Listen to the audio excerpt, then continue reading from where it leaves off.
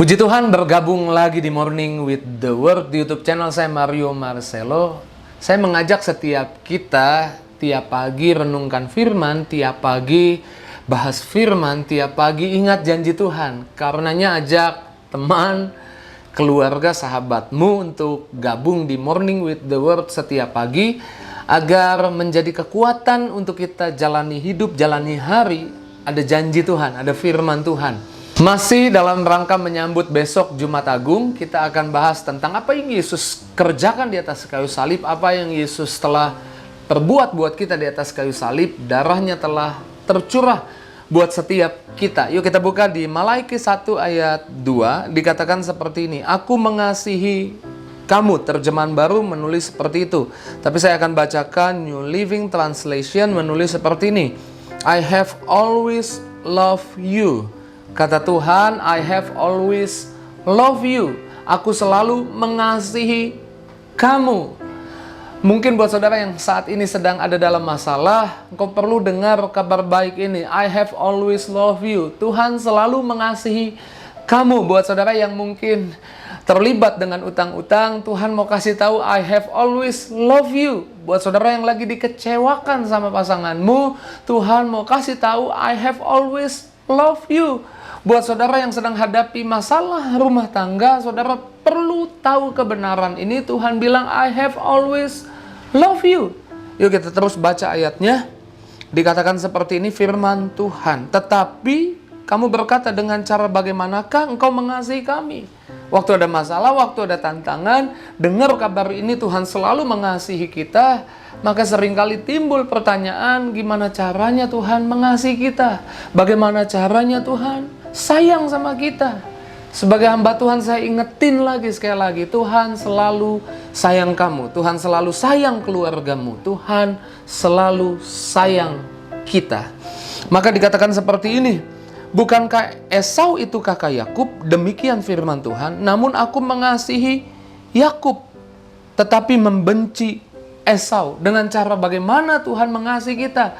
Alkitab bilang, kitab Malaiki bilang, Tuhan mengasihi Yakub dan membenci Esau. Kata membenci itu meninggalkan. Teks Ibraninya bisa diterjemahkan meninggalkan, mendakwa, menghakimi, memukuli. Aku membenci Esau dan mengasihi Yakub. Ada apa dengan Esau dan Yakub? Esau itu yang sulung, Yakub itu yang bungsu. Kita perlu tahu Tuhan mengasihi yang bungsu karena Tuhan sudah membenci yang sulung. Tuhan sudah menghakimi yang sulung. Roma 8 ayat 29. Sebab semua orang yang dipilihnya dari semula. Setiap kita yang menyaksikan Morning with the Word, mungkin di mobilmu, mungkin di rumahmu, mungkin dimanapun kau berada, di perjalanan menuju kantor, perjalanan menuju tempat kerja, perjalanan menuju sekolah, yang percaya kita dipilih dari semula boleh sambil lambaikan tangannya. Amin, saya juga percaya dipilih dari semula. Mereka juga ditentukannya dari semula untuk menjadi serupa dengan gambaran anaknya, serupa dengan Yesus, supaya Yesus anaknya itu menjadi yang sulung. Yesus yang sulung di antara banyak saudara, di antara kita saudaranya, kita yang bungsu, saya yang bungsu, kamu yang bungsu, Yesus yang sulung, kita yang bungsu. I have always loved you, kata Tuhan, karena aku sudah membenci, aku sudah menyingkirkan, aku sudah menghakimi, aku sudah memukuli yang sulung, sehingga aku mengasihi yang bungsu. Ini bicara tentang apa yang Yesus kerjakan di atas kayu salib. Yesus yang sulung sudah dihakimi karena dosa kita, sudah dipukuli karena kesalahan kita, sudah dihancurkan di atas kayu salib karena pelanggaran kita, sehingga Bapa Surgawi have always loved you, selalu mengasihimu, sehingga Bapa selalu mengasihimu. Bahkan Yesus di atas kayu salib, Matius 27 ayat 46, kira-kira jam 3, berserulah Yesus dengan suara nyaring, Eli, Eli, lama sabachthani, artinya, Allahku, Allahku, mengapa engkau meninggalkan aku? For the first time, untuk pertama kalinya, Yesus memanggil Tuhan sebagai Allahku, sebagai Tuhan, bukan sebagai Bapa yang selama ini dia panggil sebagai Bapanya. di atas kayu salib, karena dia menggantikan posisi kita, karena dia dihancurkan karena kesalahan kita, supaya hari ini saudara dan saya bisa memanggilnya Bapa. Supaya hari ini kamu tahu seperti Bapa sayang anaknya, demikian dia mengasihi kita.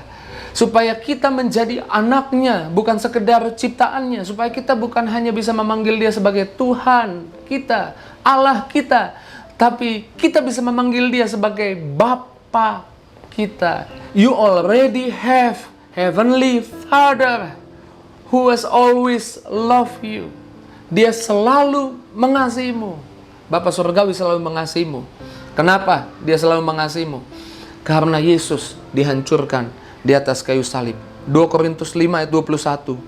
Dia yang tidak mengenal dosa telah dibuatnya menjadi dosa karena kita. Mengapa dia dihukum, dihancurkan, dihakimi, dipukulin di atas kayu salib, bahkan mati di atas kayu salib?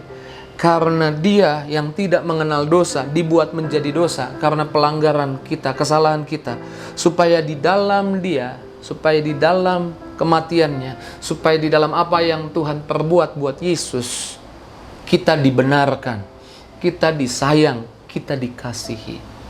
Pagi hari ini dengar baik kabar ini, bahwa Tuhan selalu mengasihimu, Tuhan selalu sayang sama kamu. Dan saya percaya ketika kita tahu ini bukan buat kita tambah semangat buat dosa, ini buat kita nggak mau buat dosa karena ada Tuhan yang selalu mengasihi kita.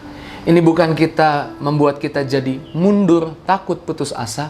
Ini buat kita yang terus bersemangat, hadapi tantangan, hadapi utang-utang, hadapi urusan rumah tangga yang belum selesai, hadapi bisa kasih orang, bisa perlakukan orang dengan baik, karena kita punya Tuhan yang always love me, always love you.